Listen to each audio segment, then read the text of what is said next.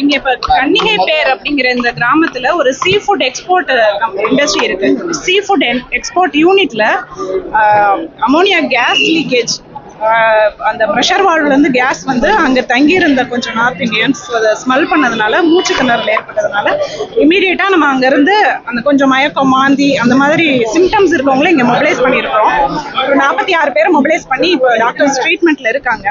மீதி பேரையும் அங்க இந்த வேல்ஸ் ஹாஸ்பிட்டல்ல இருக்காங்க. மீதி பேரை வந்து நல்ல நிலைமையில இருக்கவங்கள அங்க பக்கத்துல இருக்கிற சமுதாய கூடத்துக்கு கொண்டு போறோம்.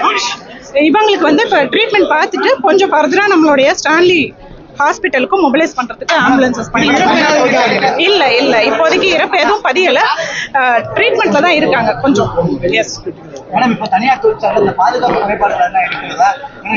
அது ஃபர்தரா இன்வெஸ்டிகேஷன் பண்ணுவாங்க. இப்போ நம்ம